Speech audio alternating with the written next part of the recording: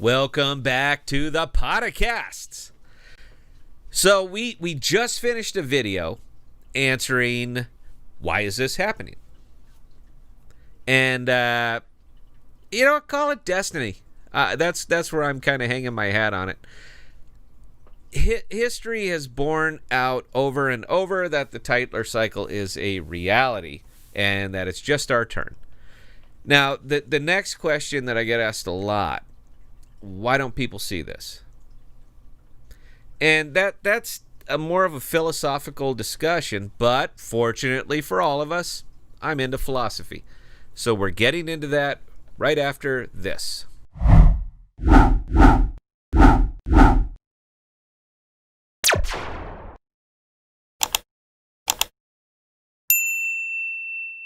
This video proudly brought to you by Guy's Gun Shop. If you don't have a gun, you need a gun, you need two. All right, call Guy. He's going to make sure that you get the right gun. If you mention the podcast, you get 10% off your entire order, including ammo. Information right down below. And we are also brought to you by Time Bomb 2000, TB2K, for all the news you need to see but won't. Time Bomb 2000, it's a great forum, very active. And I promise you, regardless of your viewpoint, you're going to be welcome there. And we are also giving a little shout out to the Young Conservative Brothers. These guys are up and comers. Their message is good. So they have a really good YouTube channel. Go ahead and take a look at some of it. They joined us on our live stream. I liked what they had to say. So shout out for the Young Conservative Brothers. Why don't people see what's happening? Why don't they do something about it? Actually, they do see it. They do. But most are they're not capable of seeing it with clear eyes. Now, a fella going by the name of Plato, long time ago, discussed this very thing in a work he did called The Republic, Plato's Republic.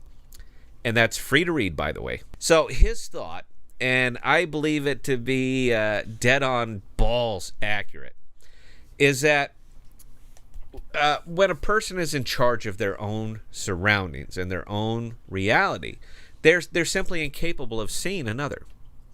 Now, the allegory of the cave by Plato, it represents an extended metaphor that is to contrast the way in which we perceive and believe in what is reality. Now, it was it was done as a dialogue between Socrates and his pupil, and we're going to run through it a bit. So, pretend I'm Socrates. I don't have the beard or the robe, but you know what? Use your imagination. So, imagine, if you will, and this is fun, by the way, imagine, if you will, a man chained to the wall of a cave.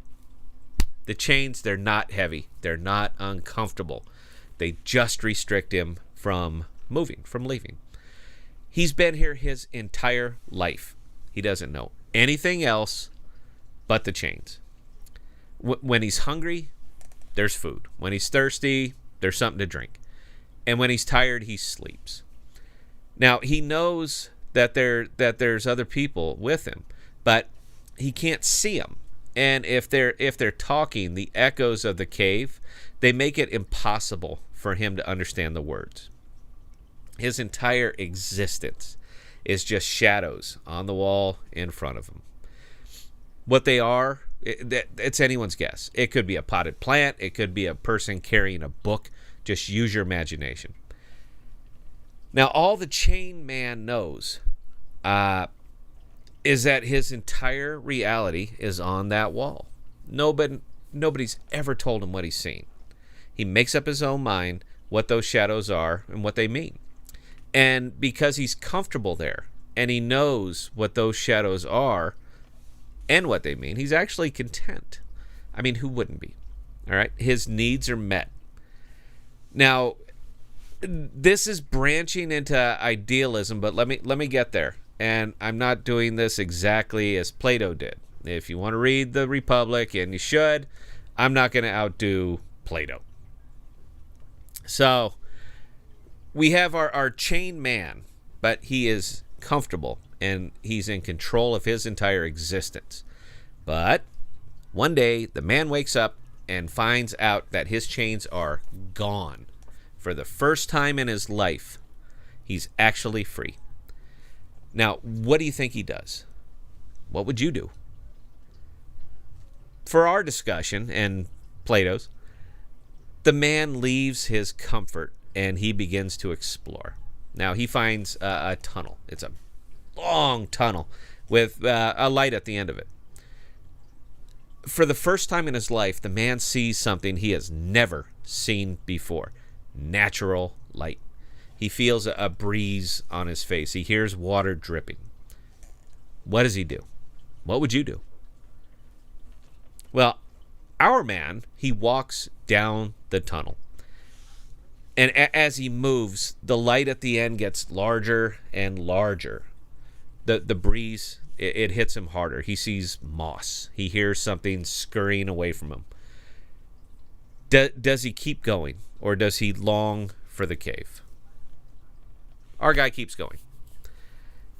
After a time, he exits the tunnel, and for the first time in his life, he sees the large world as it actually exists and not what he has made up in his mind. He sees trees and mountains. The sun hits his eyes, and it almost blinds him. He sees clouds. He sees birds. He sees what really exists in the world. What does he do? What would you do?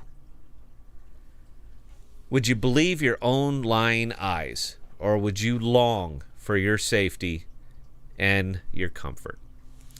Now, clearly, this is all a metaphor, and it's been done to death in a lot of movies, although nobody really reads the classics anymore, or they would pretty much see that The Matrix was based completely on Plato's Republic. Why are we bothering to cover this here on our channel? This answers the question, why don't people see the truth? They do. They do. They just can't fathom it. And the journey down the cave is just too much for a lot of people. It requires courage. It requires discipline. And it requires a craving for the truth, the real truth, the truth you see with your own eyes. And honestly, most people, they're just not up to it. And you could try to explain it to them. And if you've ever had a discussion with someone of the opposite political persuasion as you, you're going to find out quickly that they are in their cave and they are not gonna leave it. They have created their own truth. They figured out what they think those shadows are, and they're happy there. Will this aid in the collapse of our republic? Bet your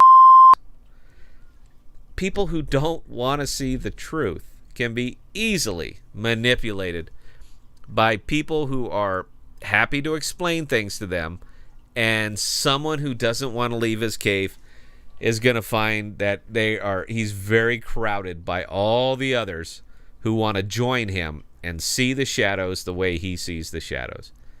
It's free food, man. Who can blame him, right? Enjoy your comfort. Enjoy your chains. May they rest lightly upon you. The podcasts are releasing new videos every Tuesday, Thursday, and Sunday. And we also have a live stream every Friday at 7:30 Central right here on the podcast channel. We also have a behind-the-scenes podcast, just audio, available at thepodcast.com as well as all major streaming services. Just look for the podcasts, all one word. So you might not like what your eyes are telling you, but it is the truth. And once you leave your cave, you can never go back. The journey for you now should be getting others out. And for myself, Tyler, Bell, and Cardinal, until next time, please, please stay safe. Keep up your situational awareness. Keep your head on a swivel. And we're going to talk to you next time.